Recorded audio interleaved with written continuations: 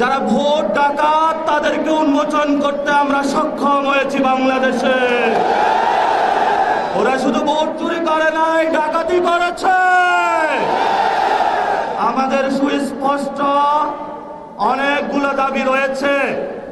আজকে নির্বাচনের পরে 11 দলীয় যে ঐক্য রয়েছে, আমরা জনগণের সামনে উপস্থিত হয়েছি। আমরা প্রথমত বলতে চাই, পার্লামেন্টে যে ভোট ডাকাতরা গিয়েছে, জনগণের সামনে আমরা বিরোধী দল হিসেবে হাজির হয়েছি। আমরা রাজপথে থাকব।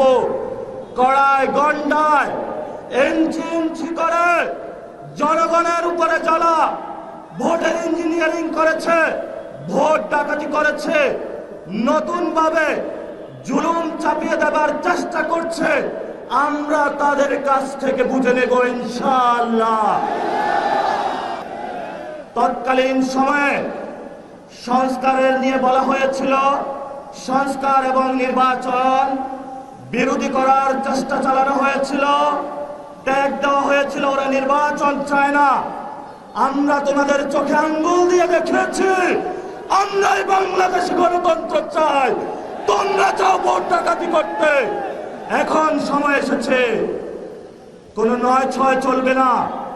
সংস্কারে জনগণে যে হ্যাঁ ভোটে ম্যান্ডেট দিয়েছে, দ্রুত বাস্তবায়ন করতে হবে। সাথে সাথে বাংলাদেশে সন্ত্রাস, চাঁদাবাজি, দখলদারিত্ব বন্ধ করার উদ্যোগ নিতে হবে। এবং নির্বাচনের আগে আমরা এই বাইতুল মোকাররমে দাঁড়িয়ে একটি প্রটেস্ট করেছিলাম। ভোট ডাকাতির জন্য আমাদের জামাত ইসলামের এক ভাইকে খুন করা হয়েছিল। আমরা বলেছিলাম, আমরা আবার আসব, দ্বিগুণ হয়ে আসব। এসেছে দ্বিগুণ হয়ে। আমাদের ভাইয়ের হত্যার বিচার বুঝে নিতে হবে। রাজপথ সংগ্রাম জারি রাখতে হবে। যেই বোনদের উপরে আক্রমণ করা হয়েছে, পেটে লাথি মারা হয়েছে, বোরকা ধরে টান দেওয়া হয়েছে, গুলিবিদ্ধ করা হয়েছে, পা ভাঙা হয়েছে, প্রত্যেকটির হিসাব কড়ায় গন্ডায় আমরা ইঞ্জিনিয়ার তারেক রহমান থেকে বাংলাদেশে বুঝে নেব ইনশাআল্লাহ। আমরা একমাত্র ভয় পাই কার কাছে? আল্লাহ ছাড়া আমরা কারো কাছে ভয় পাই না। হে মালিক, তুমি আমাদের রক্ষাকারী, তুমি আমাদের রিজিক দাতা।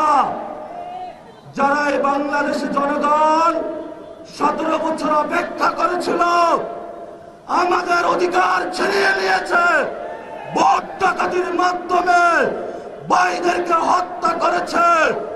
আরশের মালিক তোমার মালিকের বিচারে আমরা বিচার রেখে গেলাম। তুমি তাদের দৃষ্টান্তমূলক শাস্তি বাংলার মাটিতে জনগণের সামনে করবে। আমরা আজকে তোমার মসজিদের সামনে বিচার রেখে গেলাম। বাংলাদেশের মানুষ হতাশ হবেন না। লা তাহজান, ইন্নাল্লাহা মা'ানা। আল্লাহ আমাদের সাথে আছেন। শক্তি বাড়ান, ভয় নাই, জয় করব আমরা ইনশাআল্লাহ। দ্বিগুণ হয়ে পার্লামেন্টে যাব। সবাইকে আসসালাম। সবাই দোয়া রাখবেন। আসসালামু আলাইকুম ওয়া রাহমাতুল্লাহি ওয়া বারাকাতুহু।